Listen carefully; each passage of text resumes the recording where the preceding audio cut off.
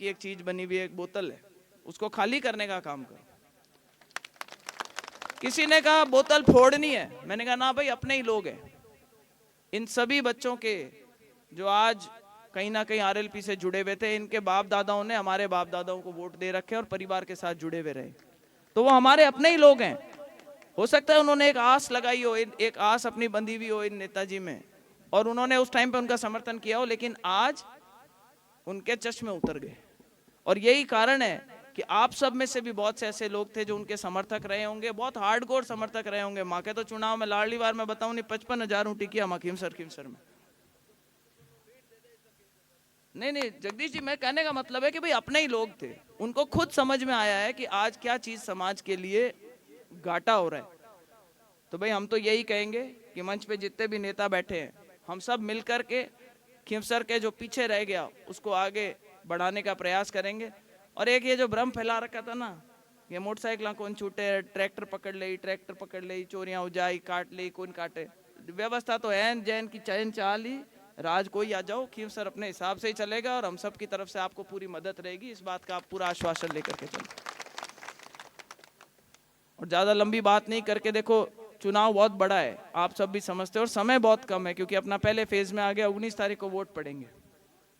मेरा ये निवेदन है, मैं सब जगह शायद ना पहुंच पाऊं, रेवत जी, जगदीश जी, अर्जुन जी, सब लोग मिलकर के अपना प्रयास करेंगे कि भाई ज़्यादा से ज़्यादा लोगों तक पहुंच सके। मैं आप लोगों से भी ये निवेदन करूंगी कि भाई आपको आज यहाँ से जब पधारें, खीमसर ज़्यादातर ढाणियों में बसता है, तो मेरा निवेदन रहेगा एक एक आदमी ज्योति मृदा बन के जाए, मेरा दूत बन के जाए और वोट मांगे। आपको मैं ये आश्वासन देती हूँ कि जो आप मेरे नाम पे वोट मांगेंगे और जीत करके अपन यहाँ से निकलते हैं, तो ये मेरी जिम्मेदारी रहेगी कि आपकी बात आगे खाली ना जाए। तो सभी अपना अपना प्रयास करें। मैं शायद 2-1 दिन दे पाऊं इस विधानसभा में, हाँ वो मैं बोल दूं, मैं 2-1 दिन दे पाऊं, प्रयास करेंगे जितने लोगों को क्लस्टर में मीटिंग करें, जैसे करें रेवत जी से, और सबसे डिस्कस कर लेंगे।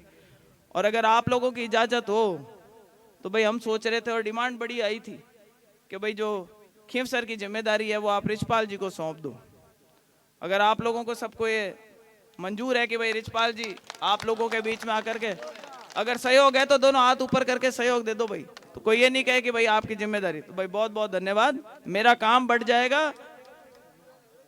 हाँ तो हाँ मतलब वो तो मैं मेरी तरफ से कह रही हूँ, वो तो रेवत जी को देखो, रेवत जी को और इनको तो सबको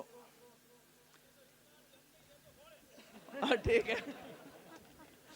देखो मैंने क्या कहा, रेवत जी, जगदीश जी और ये तो यहाँ पर हैं ही, पर रिचपाल जी टूर बनाकर आप लोगों के साथ में दौरे करके, ताकि ज्यादा से ज्यादा लोगों तक पहुंच सके, ये ऐसी व्यवस्था करने का प्रयास करेंगे। दूसरा, हमारी पहली प्राथमिकता सिर्फ ये होनी चाहिए कि 19 तारीख को जब वोट पड़े तो अपने वोट पीछे नहीं रह जाए। मुझे मालूम है आप सब बहुत पक्के हैं, मरना मानते हैं बूथों के ऊपर, मुझे विश्वास है उसमें कहीं कसर नहीं रहेगी। और एक चीज और बताना चाहती हूँ कि 26 तारीख को अपन अपना नामांकन भरेंगे, धुलंडी के अगले दिन। आप सब वहां पे पधारें, उस सभा को सफल बनाएं। आदरणीय मुख्यमंत्री जी के आने का प्रोग्राम बन रहा है, आप सब आए, अपने साथ साधन लेकर आए, लोगों को लेकर आए, बढ़िया व्यवस्था करके खूब अच्छे, वो आपसे आगे बात और कर लेंगे।